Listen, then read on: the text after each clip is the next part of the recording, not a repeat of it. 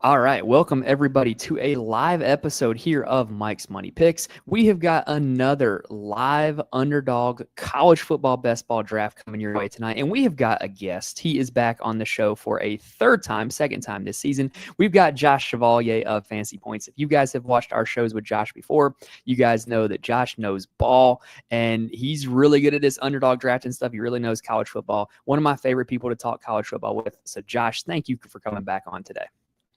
Yeah, man, I'm excited to be here. Man, you nailed my last name, so I know this is going to be a good show. Hey, as somebody whose last name can get mispronounced quite a bit, I always want to make sure I take that little extra tender care to make sure I get everybody's name right.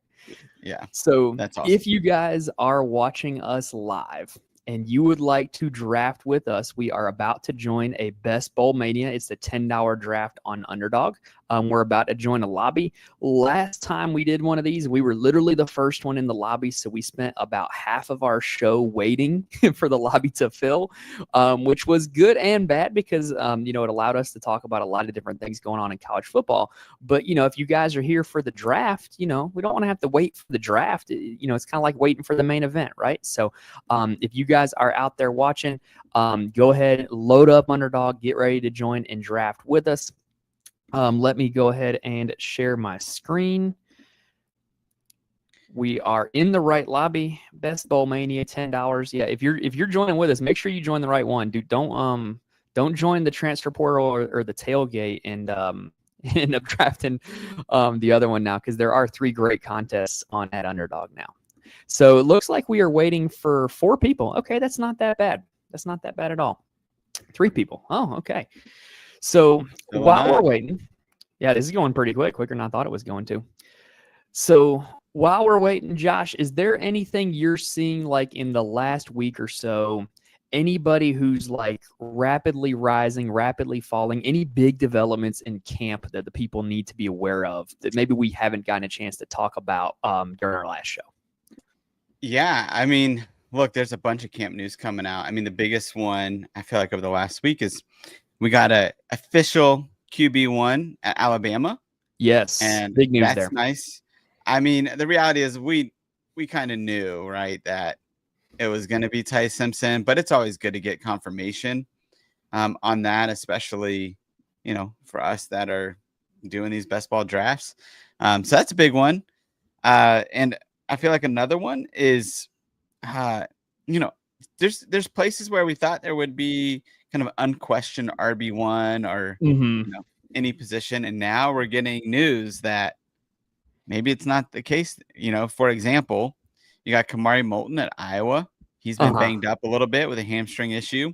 And there's been a true freshman, Nathan McNeil, and some other guys that have come along and showing some promise. And then we hear the the cursed word of running back by committee. Yeah.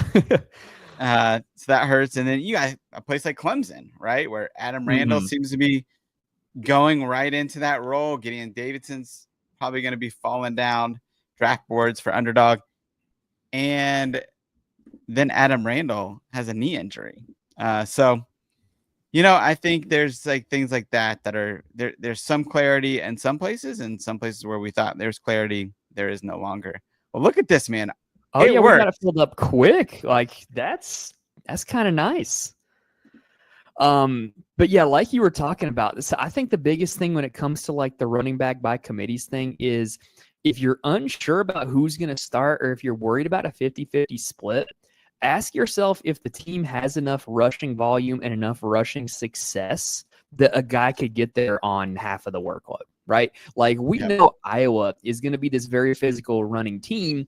And even if Kamari Moulton doesn't get 75% of the carries, say it's more like a 55-45 split with the freshmen, I still think that there is a big opportunity there just because they're going to have a ton of rushing volume, and they're probably going to have a ton of success because their schedule this year, it's not the toughest I've ever seen in terms of defenses. Yeah, absolutely. Whereas, you think a team like Clemson, like, they got Cade Klubnik, they're going to be throwing the ball all over the place. I think that's one I'll be a little more concerned about trying to now take a guy like Davidson that it's looking like is going to be the RB2 or the RB3. Yeah, especially in a place like that where it's like, man, David Eziamume is starting to pick up some steam there. And so they're talking about, man, Davidson might not even really be a major factor in that backfield until halfway through. However, all the money on Underdog is won in the second half. Devil's advocate there. There you go. So we kind of did bury the lead for a second there. Our draft filled, like whether it was us getting it out there because I know that we let some folks know that we were drafting, or whether it was the people on Underdog wanting to draft. We got a full draft, and we've got the 10 slot. I do see a few familiar names. I think my guy C Slave is in here. I think he drafted with us last time, I should say. I want to say he's in the 7 spot. And then I believe Dirty Ballers at the 9 spot. I think that's CFF DFS on Twitter. I think that's his username. Oh, there we go. Yeah. I've never drafted with him, actually. So I don't know if I have either. So, but we got some certified ball knowers here. So this should be a fun draft. Yep.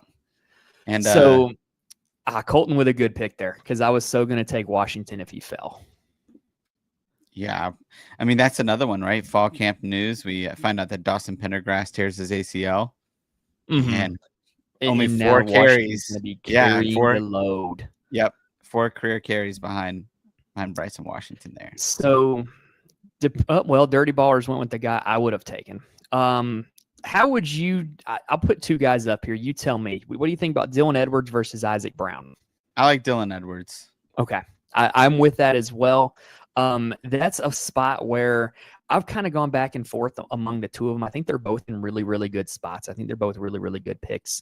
But why Edwards over Brown in your opinion? I mean, I think the upside is just so much higher. I think with Isaac Brown, you got to worry about Duke Watson. Dylan Edwards does have the 3 bye weeks, but when he's playing, man, I mean, I think he's going to score 20 to 30 points a week pretty comfortably. And Isaac Brown, I think his ceiling's a little bit lower. I'm with you on that. I think that Kansas State, they're just such a physical team that wants to run the football. We just know the rushing volume is going to be there, right? Whereas you think about, now we got a tough one here. Hankerson or Hughes? I would lean Hankerson. Let's do it. I like that. He's getting rest right now, like they're resting him during scrimmages. Seems like they are getting him ready for a heavy workload this year. And plus another thing too, the more and more drafts I've done, the more and more like teams I've researched, I'm really looking at schedules more now than I probably was back in July when I was doing drafts. And in terms of drafting a running back schedule, that Oregon State one is not a murderer's row of good running defenses. Yeah, absolutely. And, it's great. Like Oregon State, right? They're going to be a team that's, not going to be playing very tough competition. So, yeah, got to like that. Oh, we've got a new board on Underdog. Have you seen this? No. Love it. Not exactly pictures, but they are kind of in they're not going to get sued. They're not going to get sued, that's for sure. Yeah. We'll take it though. That's a nice little aesthetic upgrade. Yeah. Don't mind it. Now one thing I will say, we drafted about 2 weeks ago, I think, on a stream like this. If it was 2 weeks, maybe 3 weeks, I can't remember. Yeah, 2 weeks ago. So in the drafts I've done since then, in the drafts you've done since then, I should say, have you kind of come to a conclusion on any kind of this strategy works better than that strategy, or this is a strategy I'm not doing, or anything like that over the course of draft season? Yeah, I mean, look, you see right here, I think 8 quarterbacks that I can see here that are going this early. I mean, we knew that quarterbacks are going to start going earlier. I love where ADP is really settling in. I agree. There's more and more running backs that are values, and people are just reaching on quarterbacks. And look, there's I'm sorry, Garrett Nussmeier. If I want a pocket passer as my QB, I'm going to wait till Mendoza or Beck later in the draft. I'm not going this early. Even Josh Hoover, who's a good quarterback, I'm not going to go as early as he's going here because there's better value later at the QB position. I think people are just going way too early here, especially with pocket passers. I am with you on that. I just found this general creep of quarterbacks up the board. It's just super interesting to watch, but now they're kind of settling in. And it really makes, in my opinion, if you don't get a QB in round 1, I kind of like the idea of drafting my first quarterback in round 4, which is something that we're probably going to run into here in just a minute. And that's where the dual threat QBs really are. I mean, you can get Correct. quite a few of them there, and that's what you want in CFF. Those Konami code quarterbacks. Correct. It's just much easier to score fantasy points, especially ceiling weeks on the ground as opposed to via the air. Yeah. So don't let me forget. I need to touch on one observation I've made. But we're coming up in about 3 picks here. Is there anybody at the top of the board that stands out to you? Because there is one name that I like. I mean, I think both Williams and Wisner would be great picks here. I do like Trey Wisner. I still think, I mean, there's reports about Baxter playing. Like, bro, he's coming off an LCL and a PCL. Well, Right. he's gone. But he's not going to play early on a lot. So I still think Wisner has value, but he's gone. So who do you like? If I'm going to go with Williams here. Yeah. I think that's great. We can't often get this combination. And you think about the uniqueness it's going to take with a lineup to win one of these, you're going to need a unique combination. And I think us having Williams there, even though we don't have Klubnik for the stack, is something that's going to be unique. Yeah. Now, I really did like the idea of taking Jamal Haynes there too. He obviously just went. And like I was saying, this whole round 4 quarterback, I kind of like the idea of taking either Reed or Simmons here. What do you think? Let's go Reed, and I'll tell you why here after we draft. Okay, let's make it official. Marcel Reed is our guy. Yeah. So look, let's talk about Austin Simmons real quick. They're saying they're not going to run him as much. It seems like they're going to move to a little bit of a pro style. That defense is pretty good at Ole Miss, but they shut down that offense in their first scrimmage. I think there's a little bit. I love Austin Simmons. Don't get me wrong. But I think that the arrow's trending down a little bit from a CFF perspective because I think he's going to be more of a pocket passer. Marcel Reed, stuff came out today. They scrimmaged, and A&M, when their tight end came out, I was like, we had explosiveness. I didn't even know we had it. And that's what we thought all along with Concepcion, Craver coming in, that they were going to be able to be explosive on offense. And Marcel Reed is that dual threat. Like, that's exactly what you want. Like, who cares if he can't throw the ball? Like an Austin Simmons, he's going to score fantasy points. And once Reed started last year, he was just a super consistent option. Like, I really don't mind the idea of targeting a guy that's going to be consistent as your first or second quarterback and then really kind of swing for the fences with upside later on in these drafts. I think that Reed's a good guy to do that with. Absolutely. So, like I said, don't let me forget. I didn't forget. The strategy that I've noticed, I really have not liked drafts when I get ahead at wide receiver. It just feels like the further on you go in the draft, there's more like, oh, I would take that wide receiver here. I would take this wide receiver here, but I need a running back, but I need a quarterback. And then you're looking at the quarterbacks and running backs, and it ain't pretty. And so I really the more drafts I do, the more I'm kind of like telling myself, hey, don't lean receiver here. Don't lean receiver. You can get receivers later. Just, stick to the plan, because I feel like when I get ahead at wide receiver, I really feel like I lack at quarterback and running back. Even though obviously my wide receiver room would be good, I think that there's less of a drop off at wide receiver than at the other 2 positions. Do you feel the same way on that? Yeah, I totally feel that way. And I think guys that we were on early in the offseason are proving to be values, and their ADP isn't pumping up. You even like a guy that, I hate to talk about who's still on the board, but I'm going to do it because we're on a show. But like a Ryan Wingo, right? Yes. Like, we know that he's going to be the wide receiver 1. We know that he had LASIK surgery so he can catch a deep ball now. That's incredible to me. Just absolutely incredible. Yeah. But, guys like that, you got Quasi Gilmer later, you got Isaiah Horton. These guys are all balling out, and Rashid Williams. They're all guys that you can get later in your drafts. There's just value at the wide receiver position. And they're not being pumped up a ton yet with ADP. And we're 2 weeks out. So there's still a lot of value to be had later on. So, I'm with you, man. Anytime that I've gone 2 wide receivers in the first 5 rounds, like, I haven't liked what it's done at the other positions. So now that we've got here in round 5, I like Brown and Johnson in this spot. Do you have a preference between the 2? Yeah, I do. And it's Emmett Johnson. I mean, This is the guy that I think is that bell cow. Yes. Oh, I'm sorry, man. Oh, we got him. Yeah, we got him. And Kyson Brown, I mean, look, Raleek Brown is balling out. Kanye Udo. So is he going to be 1A? Probably. But I think the path is clear to volume for Emmett Johnson, and he's going to get the PPR passing volume as well. So I like him over, over I'm Kyson with you Brown. on that. I've been drafting a ton of Kyson Brown just because of the upside of that offense with the running back position. But the more the offseason goes on, it's kind of one of those like maybe he's not as high as I expected him to be. Right here, I like the idea of going to Corian Moore, but I could be Let's talking do about it. Yes. No. Let's go. I just really think that he could be a guy like. So I don't make this comparison lightly. I think he could be close to this year's Jeremiah Smith. Yeah. Now, obviously, he might not be the physical specimen that Smith is, but I'm talking like just a guy that comes in, you can see it right away, is an alpha, is going to command targets in a good offense. Like, I think he could very easily be that guy. No, absolutely. I mean, who else is catching passes there? Evan Stewart tore his ACL. Exactly. Right? Gary Bryant has never lived up to the expectations or hype we had for him. Same thing with Malik Benson. You can go down the list, right? I feel like if you don't like Decorian Moore, you should be drafting Kenyon Sadiq earlier. Honestly, because I feel like those two should be the two target commanders in that offense. Yeah. Yeah. Moore is a guy that I've been on all offseason. I had a ton of shares.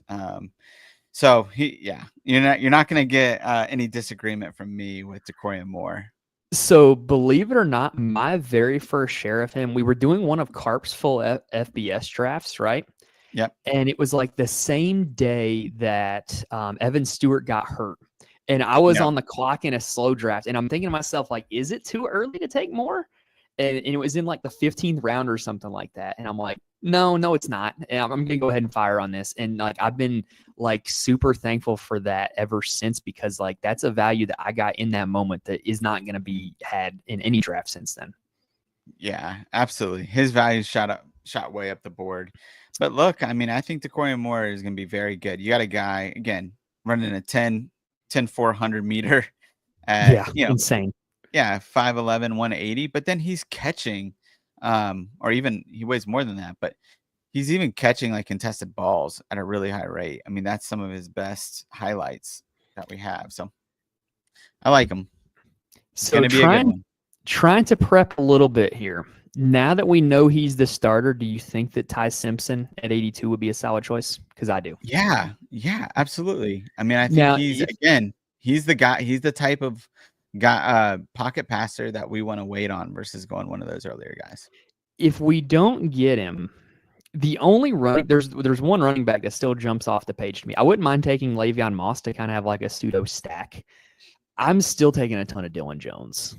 Yes. So I don't mind the idea of getting him maybe in the 8th, but I kind of like the idea if we can get Simpson here in the 7th, and then we got a plethora of options in the 8th. Yeah. Yeah, I like that. I said we try to go for him and see who falls. But Dylan Jones, man, yeah, he's a guy. He's looking good in camp. So once he hit 205, we knew he was going to be a baller. Well, and the thing that I think people aren't exactly picking up on too is like it's not the Phil Longo offense anymore. They're going to be back to what we know about Wisconsin, and they're going to be ground and pound. And even if he's not like the complete and total workhorse, if he just has a 60% share, he's going to be really, really good. Yeah, absolutely. Jeff Grimes is a guy that likes to ride his RB1, and he's just better than Darian Dupree. So we're up. You want to go Dylan Jones since we've been talking about him? Yeah, let's do it. You won't be so the only other thing I considered there, I considered a Concepcion stack, but I feel like Marcel Reed is the type of quarterback that we don't necessarily need to go out of our way to stack. Yeah, for sure. I still think I think Dylan Jones is the better value there. Let's get we've got 4 running backs. I think that's really good. 4 running backs, 2 quarters. Yep. I think this is a really good build that we got going so far. And I actually like Dirty Ballers pick a Le'Veon Moss there too. I think that's another guy that as camp has gone on, as the A&M offense has looked good, I think that's a guy that's going up a little bit. Yeah, and to your point, I mean, he's going to be a guy that's going to have to help you over the last half of the season. He's not practicing. No. he's doing individual drills, so we don't know how much he's going to be involved in the offense early on. So I just take that into consideration. So let's see what we might have coming back to us. So we're going to be around pick 105-ish. Oh yeah, pretty good guess. So if we're going to be around 105, right? Well, obviously, if I'm going to go and queue up Concepcion. If we can get that, that would be a miracle. Looking at the board, how do you feel about Tradez Green? Yeah, I like him. Taking our tight end. Yeah, I like him. I think him having bye weeks, and I think it's week 6 and 10. There's a lot of good pairings that you can do with him. So I like Tradez Green. And he's going to be a baller in the red zone. His floor is going to be high for sure. Yeah, that was one of the reports that I saw coming out for LSU. It's like they're referring to the red zone as the green zone because they say he's just utterly dominating. And like the dude's literally a basketball player. Like I was talking about him on my college basketball DFS shows in January because when he just started playing basketball. Like he's just an incredible athlete, and that's an offense that's going to score a lot of points. So I really think that's a solid high upside shot at tight end. What I did go ahead and queue up though was our 2 stacked receivers. So, well, there went Tradez Green.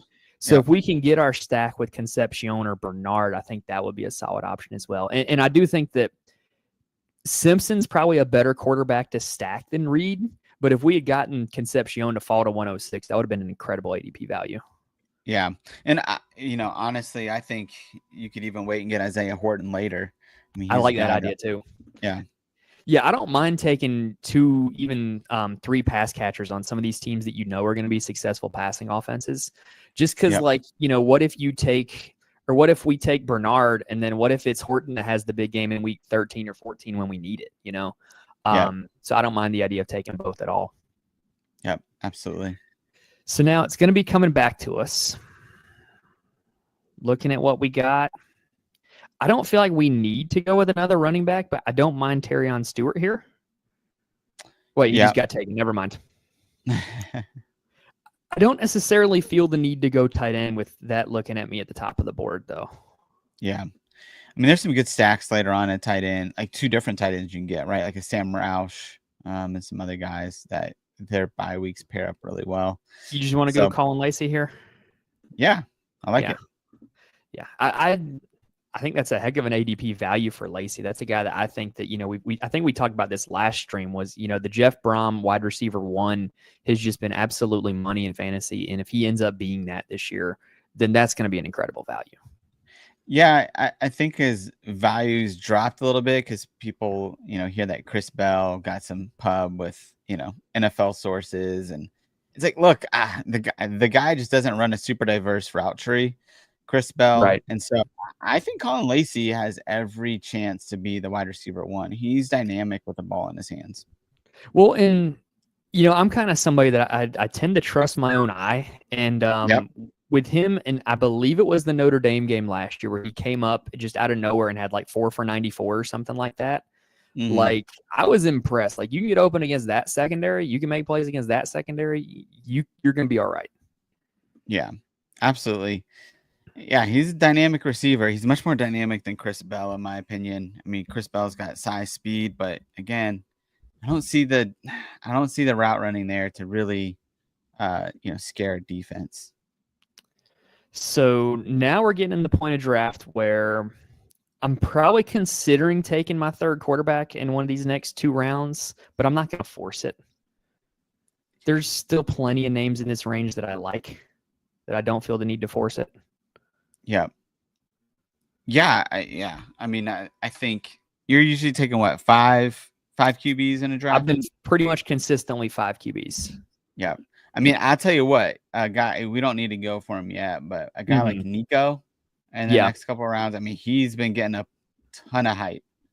And I do think, again, that dual threat ability, and with Tino Sinceri as his QB coach, I mean, there's guys that are like, man, they feel like they struck gold with him, like future, NFL QB. So, So also we're kind of seeing a guy slide a little bit. Caden Salter kind of falling down the draft board. Are people scared of drafting him and then maybe him not starting? Maybe. Yeah, I mean, they've also talked about Juju Lewis coming in for at least packages, if not like sharing, the field with them. So I think there's some hesitation there, and I think it's pretty warranted personally. So looking at what's available to us at the top of the board here.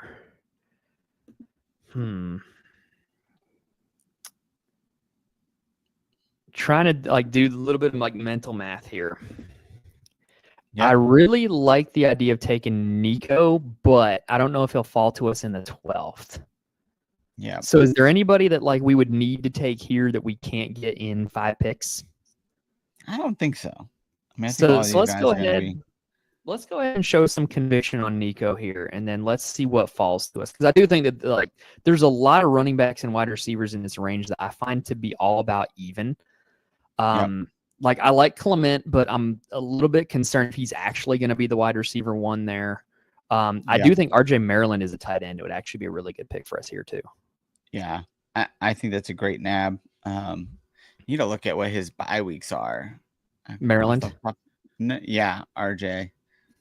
Just thinking about the second tight end that we're going to get later. I can look that up though real quick. I was going to say, I have got a cheat sheet, but I need to find it on my phone because it's in my camera roll somewhere.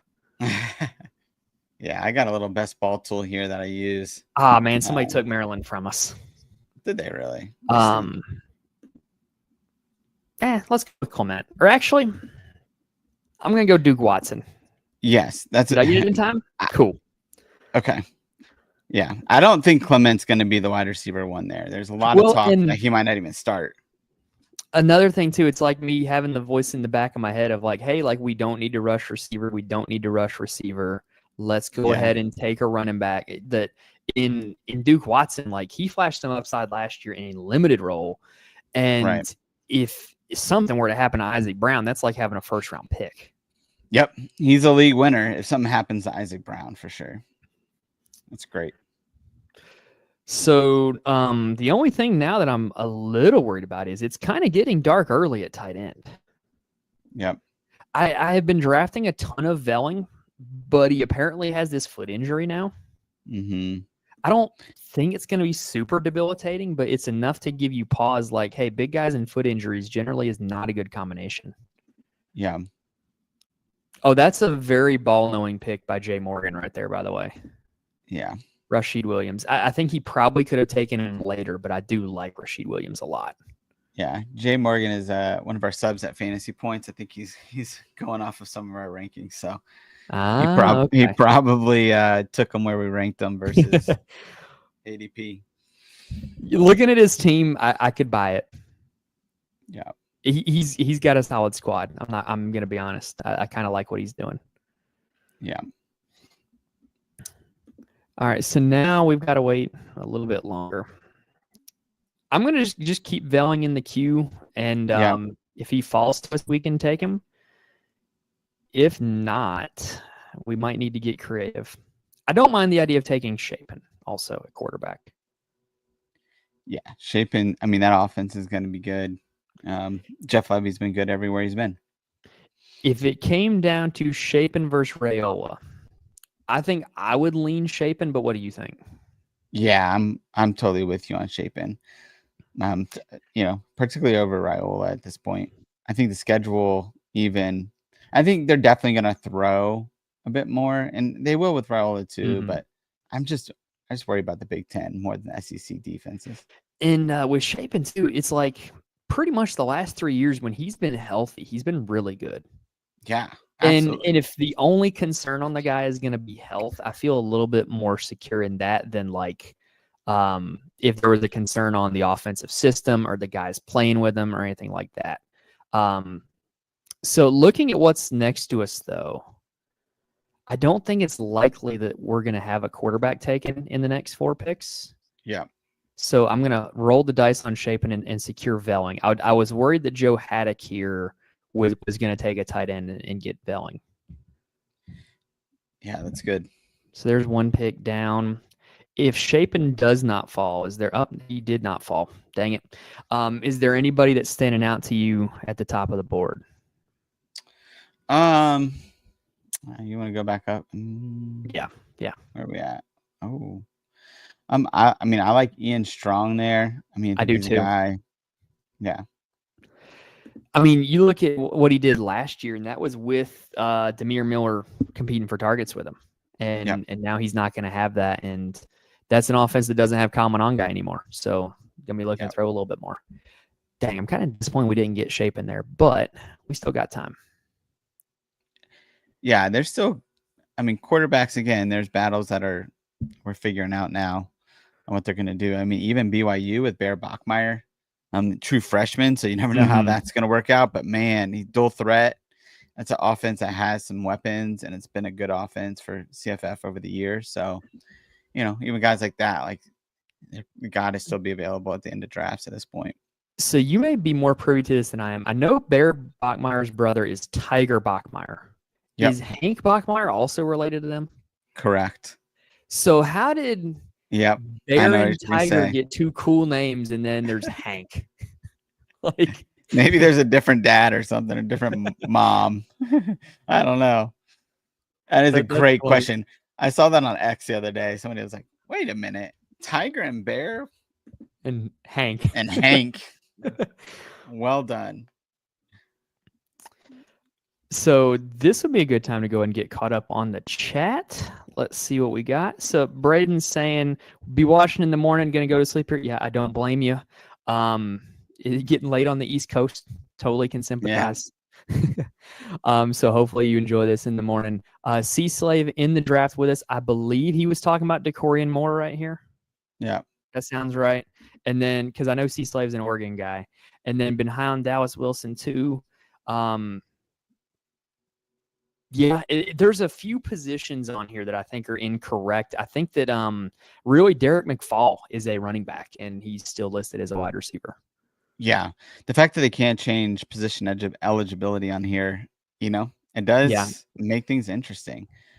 And Malachi Tony not being in here either. Slot receiver from Miami, that's a big one. Not being in the system, looks like he might start in the slot.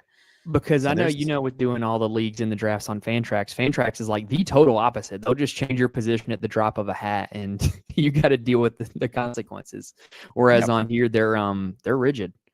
Yep, they're going to keep it the same. All right, so we've got our tight end position solved. So even though Cozio and Fleming are near the top of the board, I'm not in a rush to take them. There's some good-looking receivers here, but I don't really feel the need to take another receiver just yet. Would you agree? Yeah, but it is crazy how many good wide receivers are there. Yeah, there's just a lot of names that are looking at me, receiver, like pick me, and I'm not gonna be able to pick all of y'all. Yeah. Let's see. So, would I be crazy to go Aiden Childs right here? I don't think so. Talk me off the ledge on that one. No, I think Childs is upside, the type of upside you want in CFF for sure. I just trust the coaching in Jonathan Smith and think that he's going to end up being a little better. Now, I'm going to search a name.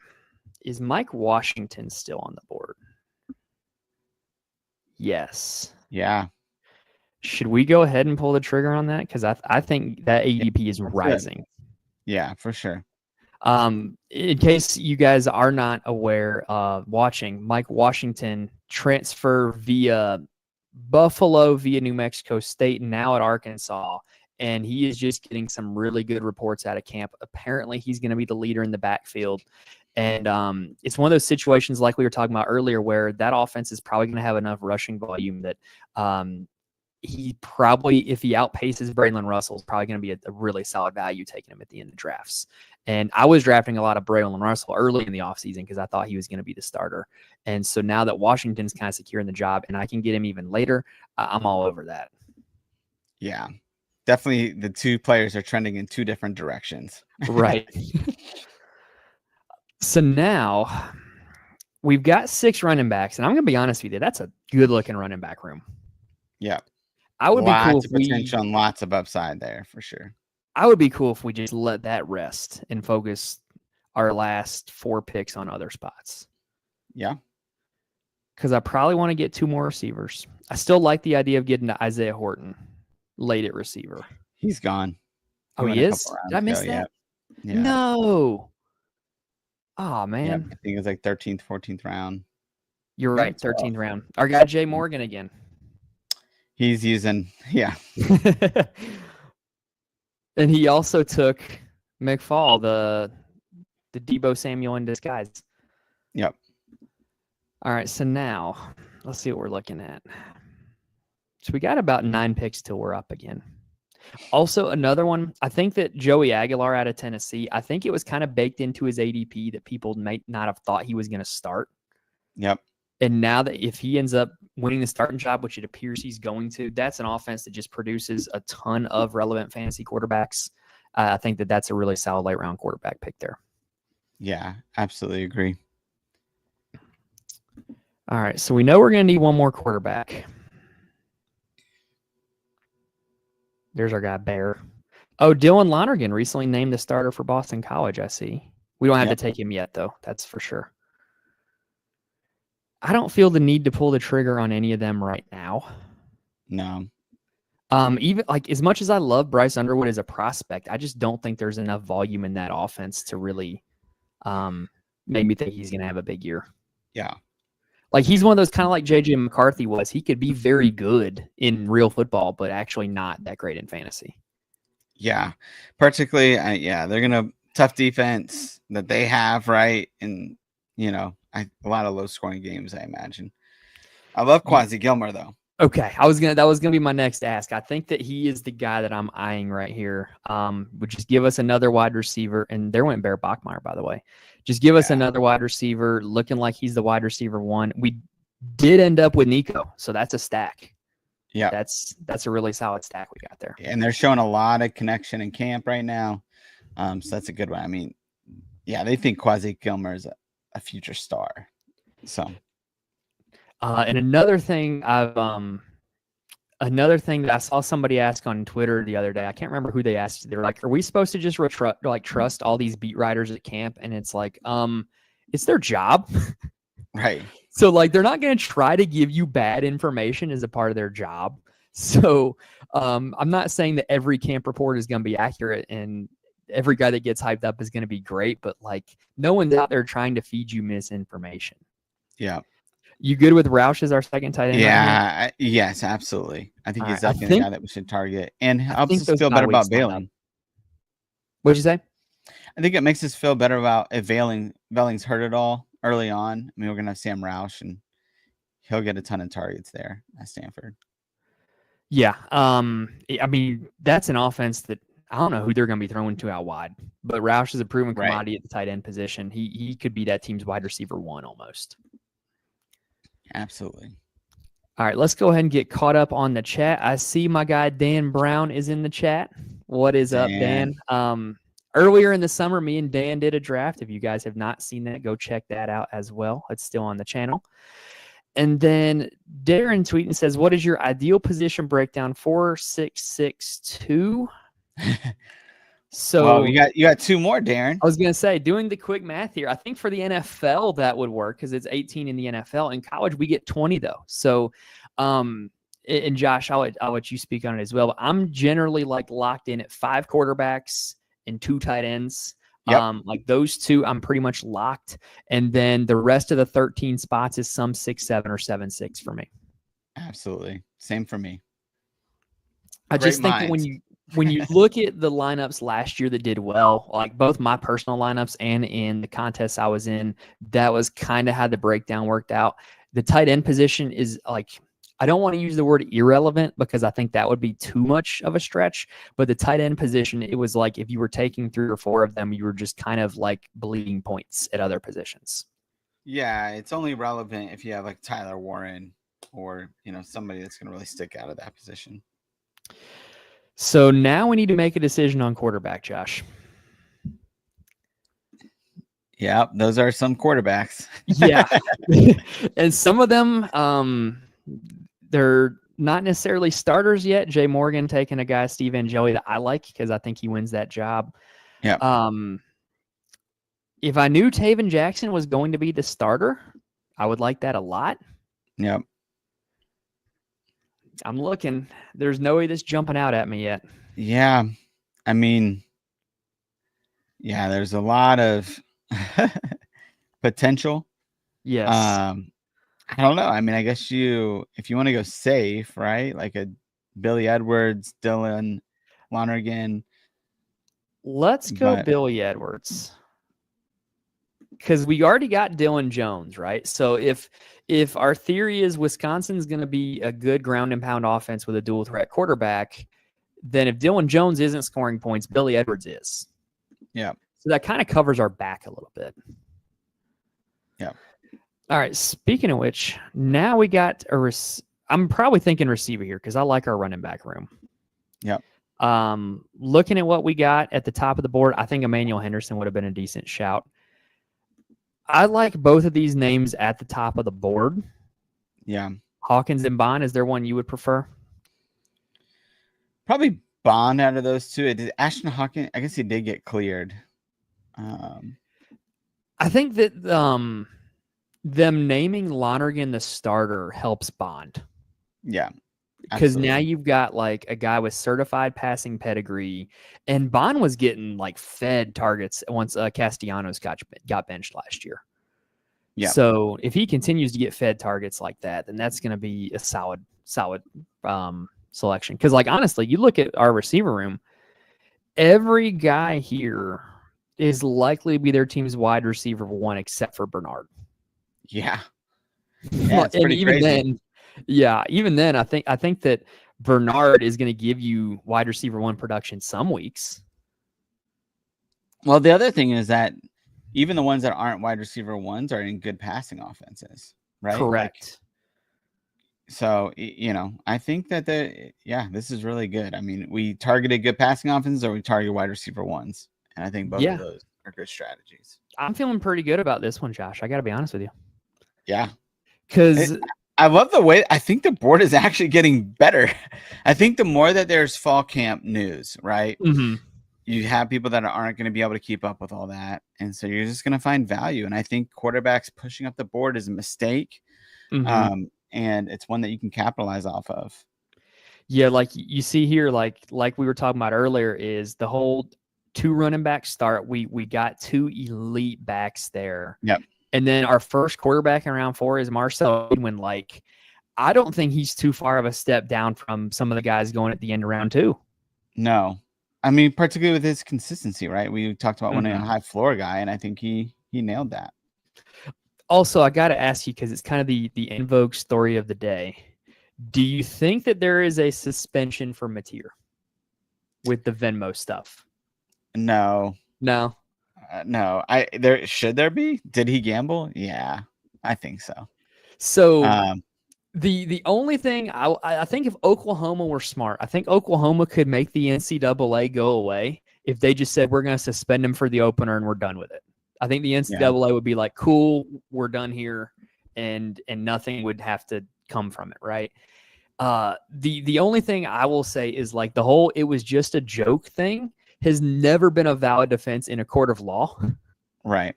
So, it might be easier to tell your own university that than to get away with that in court.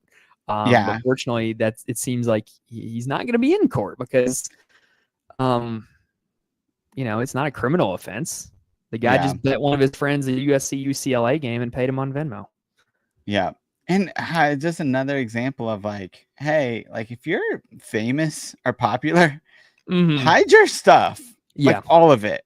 Delete all of your social media stuff. I mean, because that's not the only thing that's on there. There's other stuff that like could be construed in a negative way or then now it's like, because that happened with him, now it's like every college football player is being dug up and there's all these joke Venmo transactions.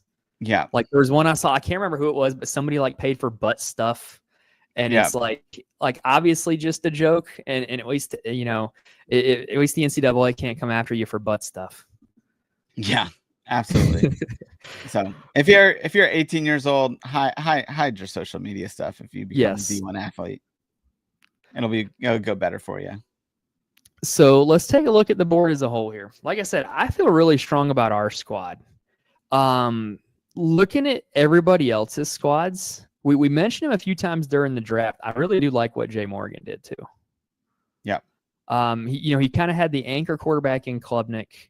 went heavy on the running backs after that. Got a guy I really like in Chase Sowell. I've put enough oxygen into Chase Sowell this offseason, and just took a lot of guys that are my kind of guys, right?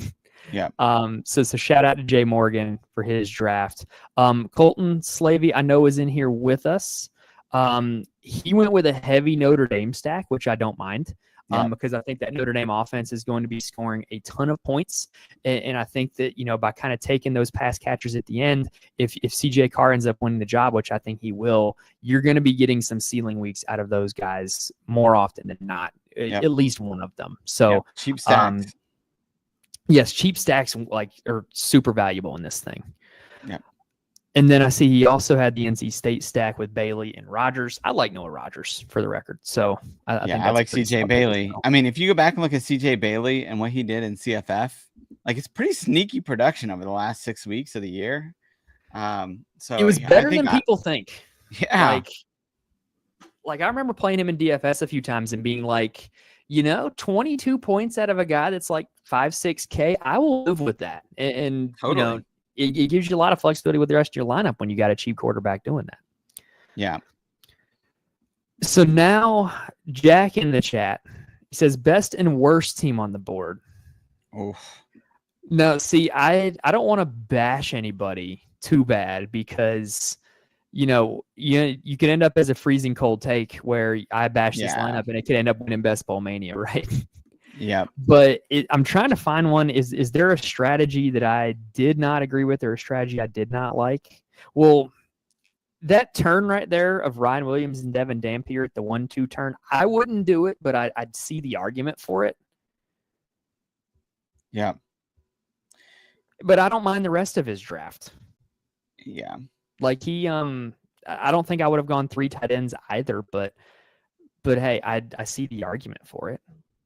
Yeah. Like I don't think we had anybody in this draft who was just giving away $10. Yeah, absolutely. I think, it's hard to the worst draft is a hard one to do because look, CFF is hard. There's a lot of unpredictability to it. I will say the guy that drafted in the 1.1, can you go over a little bit to the left? Take a look at it. I like Smith. Jaheim White is not a guy that I've drafted at all, but that backfield, there's nobody left. Either from eligibility issues about it on a daily basis. Yeah, he's like, I hope Jaheim White's ready for 25 to 30 carries. So people like me sufficiently drove down his value, and now, and now it's like, that guy's getting 25 carries a game. He's gonna be a beast. So I like that. That's another one that he probably doesn't have a lot of the guys that I would take at their spots, but like we just said with Jaheim White, I see the argument for it. Totally. It's not like we had somebody just giving it away, right? Yeah. Yeah. And now I will say also with CFF as a whole, if you think these drafts are unpredictable and you're in the chat and you're watching this, if you have not tried any of Carp's best ball drafts, they are full FBS. Reach out to me or Josh if you want in them. They're full FBS. They are chaotic. They are hectic. If you end up near the end of a round and you think that this guy's going to fall to you 24 picks from now, he never does. Yeah. And you see some guys come off the board that you're like, sometimes who is that? And then you do your research and you're like, oh, maybe that guy knows ball. It's just so unpredictable, so chaotic. And I really do hope that in the future, Underdog or DraftKings would continue to do full FBS or start to do full FBS, I should say. Yeah. And those are fun drafts for sure. The Wild Wild West, where ADP just does. ADP does not matter. Throw it out the window. Yeah. Now, right here it says Team JPC in the chat says, Mike, I remember your DFS frustration with Baylor wide receiver last year. This year, Cameron made double production yard wise. They're going to be a sick offense. I agree with you on that. The frustration with Baylor wasn't that none of them were productive or none of them were good. It was just you could never figure out which one it was going to be. Yeah, you couldn't predict it. And now all of them are gone except for Cameron and now Hawkins, who's back eligible again. So, when there's less mouths to feed, the mouths that are left get to eat a little bit more. So I do like Cameron as a play. I do like Hawkins as a play. And that's a good shout there talking about the Baylor wideouts. Yeah, for sure. Going to be a fun offense.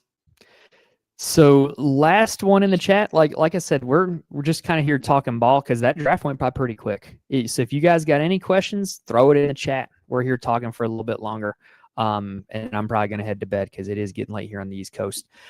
This is a good one though. Darren in the chat says, going to try my first Underdog CFB draft this weekend.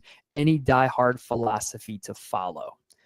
So I'll go first. I will say stick to those position rules that we talked about earlier. 5 quarterbacks, 2 tight ends, and then the rest somewhere in the middle with running backs and wide receivers. The only like hard and fast rule I've been living by though is don't get behind at running back because it really feels hard to catch up. There's some uglier clicks later on the board at running back. If you try to make an emphasis on getting running backs early, even if it doesn't feel the best early, you'll feel better later a lot often because like if you just remember watching us do this draft, because we had those 2 early, we had flexibility in 3 and 4. We were able to get our third Emmett Johnson, and then we really just kind of felt solid about our running back room and could take the guys we wanted to after not feeling the need to catch up, if that makes sense. Yeah, absolutely. Darren, for me, man, I would say if you leave the first 10 rounds with 4 or 5 running backs, 3 or 4 quarterbacks, and 1 tight end and 1 wide receiver, you're probably going to like the way the rest of your draft falls because you just don't need wide receivers early. There's a lot of value like later in the draft. Like we talked about Horton, Gilmer. You got Gill from Syracuse. You got Jonte Cook from Syracuse. There's so much value in the later ends of drafts at wide receiver. And you only have to start, I think, 2 of them. So there's just so much value at wide receiver, whereas both QB, it's going to dry up after round 10 as far as your like secure guys, and running back is going to get a little bit thin after round 10 as well. So try to secure those early, and I think you'll find that the rest of it's pretty smooth. Yeah, I think you really hit the nail on the head there, Josh, because like looking at the running backs that we're taking, right, it really feels like you get to round 10 and it really feels like there's a big drop off between what you can get in round 8 with guys like Willis, Jones, Moss, Allen, and then like what you're taking in round 10 with, even though I like Stewart, Walker, Hanson, Lacey, those guys, like you're looking at after round 10, you're looking at guys that are in committees, you're looking at guys that are on bad offenses. Like I think the round 10, I think you really hit the nail on the head there, Josh, with that number. Yeah. I mean, I think that running back by committee is about the worst thing you can get it in CFF, and it's like you have to pay up to get the guys that are going to be RB1s. So the next chat, C Slave says, did you see the winning lineup last year? I'm curious what kind of build it was. I was not able to see the winner last year. I do know that like just from looking at my portfolio and like other people that have shared info with me and people that have publicized it on Twitter, I know that pretty much like what the plus EV, I guess, so to speak, moves were and what the minus EV moves were. Like last year, if you had Dylan Sampson and Cam Scadaboo on your team, they were like taken in the 6th round and they ended up being 2 of the best running backs out there. That helped a ton.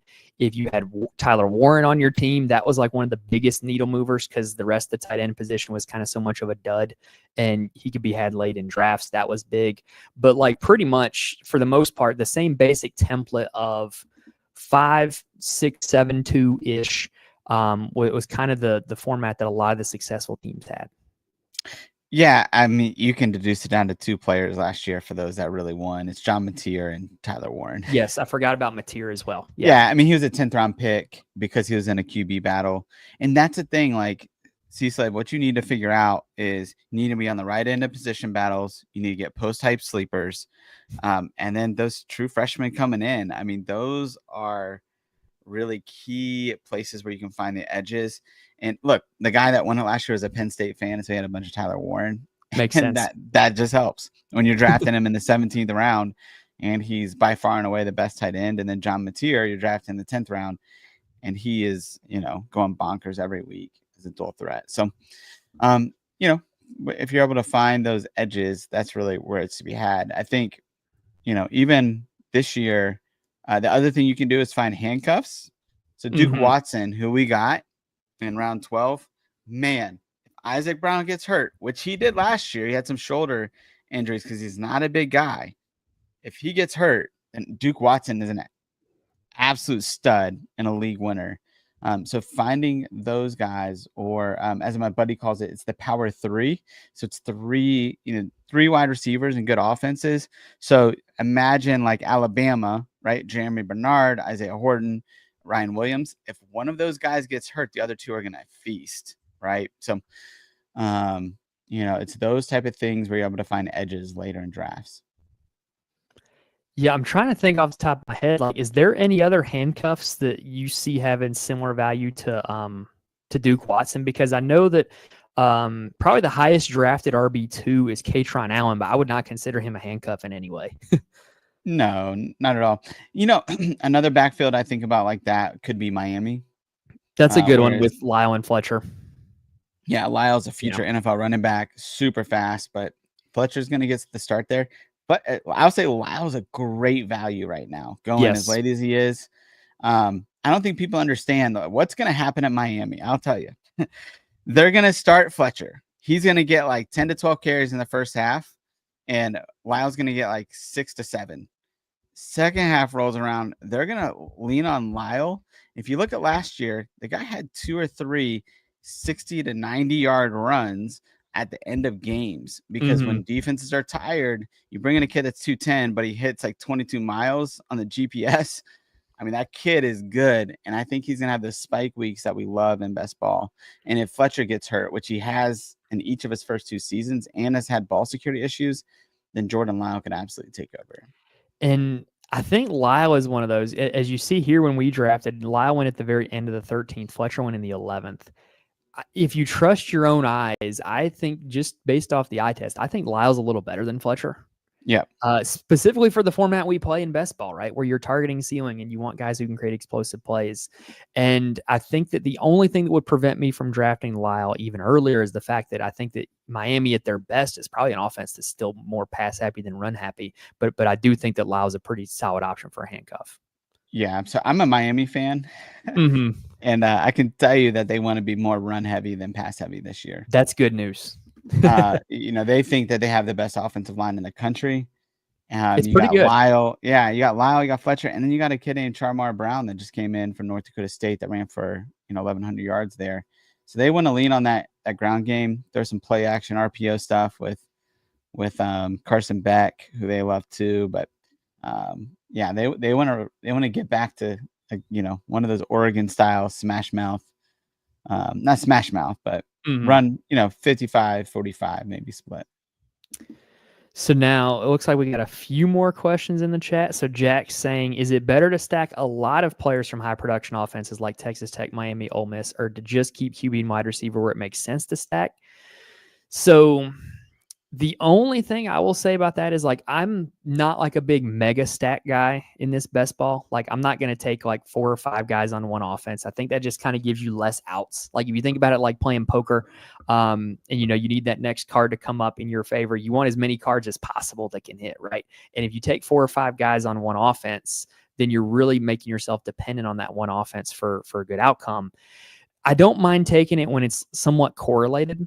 Like, I think we discussed it, but didn't end up doing it. But when we took Marcel Reed, I think we had Le'Veon Moss in the queue. And the thinking there is like, if Texas A&M is going to be a successful offense with Marcel Reed as a dual threat, and they're running zone reads and they're running RPOs and things like that, then that would, tend to think that both of those guys are going to be successful. I think that would be where it would make sense, is to do it if it's correlated, not just to say, I'm going to draft the whole Ole Miss offense, if that makes sense. Yeah. To me, it's all about value, right? I would say Miami players right now are all values because we don't know who's going to be the number 1 wide receiver or the number 1 running back. So, Texas Tech, Ole Miss, those are a little bit harder, I think, to really find value, at least at the wide receiver positions. So, and look, Texas Tech, like, they just, like, Baron Morton hasn't been that crazy productive as a CFF quarterback yet because he's not a runner. But like that running back room, I would stack that in the sense of I would handcuff. That's another one I would say. Jacoby Williams. if Quentin Joyner gets hurt, Jacoby's explosive. And if he gets 15 to 20 carries a game, saw it in the bowl he's game. Gonna be a steal. Yeah. So, finding those handcuffs where there's decent injuries. I call it the Ashton Genty from 2 years ago, right? When he was with George Helani. Helani gets hurt that first game against Washington, and Ashton Genty goes bonkers for like 6 games, right? And he wins you CFF, your CFF league that year. Yeah, because I remember one of the cool things about Ashton Genty was like, because I started doing my show for DFS in 2022, there was the progression of Genty's career where like in 2022, it was every week, hey, it's a 50-50 split, Helani and Genty. Sometimes you're going to be right. Sometimes you're going to be wrong. Genty's more explosive, so he's more likely to rip off a big game, but he's still got Helani there. And then in 2023, Helani gets hurt early, and it's like every week, just play Ashton Genty, play Ashton Genty, play Ashton Genty. And then last year, it's like the whole entire DFS slate revolves around Ashton Genty whenever he's on it, in terms of whether or not you're playing him. Kind of like if anybody out there is playing golf right now, kind of like with Scotty Scheffler and what he's doing, where he's priced up so high, but he's so good that it makes you make actual decisions on if you want him in your lineup or not. Yeah, man, that price is so juiced up every week when you're paying like $12K for Ashton Genty. It was insane, but it was worth it more often than not, because I remember some of those Friday night slates where it was like 2 or 3 games. It's like you can't fade him. Like you're just not going to make up the points elsewhere. So, yeah. And I never picked the right weeks to fade them. No, that's the hardest thing to do is picking when to fade those guys. Yeah. So let's get caught up here. It says, does McLovin play best ball too? I hope not. If you know, you know, LOL. Yeah, one of the best DFS players out there. I've never seen him in an underdog lobby. I would assume his time is spent on Sims playing DFS. So, and then C Slave, I think he was talking about our finding value, and then he's talking about Jackson Cantwell again. Says should have been a duck. Says, any Ollie Gordon candidates this year? By that, I mean potential busts or overhyped. So here's the thing with that, and what makes that difficult, Darren, is like last year, Ollie Gordon was the 1-1. And I was taking him every time I got the first pick. I didn't think Ollie Gordon was going to be a bust, but, you know, sometimes things just break the wrong way, right? If you were to ask me to try to name somebody, let me look at the top of the room here. That's tough. So if you were to ask me to pick any name, y'all are going to want to crucify me for this. I think it might be Jeremiah Smith. There's a path. New quarterback, tough schedule in terms of the defenses that he's playing. I mean, not the toughest in the country. It's not like a LSU schedule, but it's not easy by any stretch of the imagination. It's a new quarterback. He's got Carnell Tate there competing for targets. There's a way that he could not return value, even though like he's one of the best college receivers I've seen in the last decade. Yeah, he's pretty crazy. Yeah, do you have a nominee for that, Josh? Because that's really tough to me. Yeah, like there's a reason these guys are all drafted high. Right. I think there's a few here, right? One I would say is Darius Taylor. I mean, the guy's gotten hurt a little bit. I mean, some of this is like guys get hurt, right? And Ollie Gordon was some of that way too, where, you know, Darius Taylor, he's had injuries, and if he runs hard, and if that happens again, I could see that, you know, him being one. Jeremiah Love is another one that like I think just don't know with the volume. Yeah. To pick him that high. Nick Singleton, he's Katron Allen, him split carries almost 50-50. And if like they just don't ever need to throw the ball and doesn't get a bunch of production out of the backfield like that, then he's one that I can see not hitting value. Is he going to be a bust? Maybe not, but man, second round has just been really high in my opinion for him. So Josh, you want an incredible stat on the Penn State backfield? Yes. Did you know that both Singleton and Allen have a legitimate chance to finish their careers as Penn State's all-time leading rusher? No way.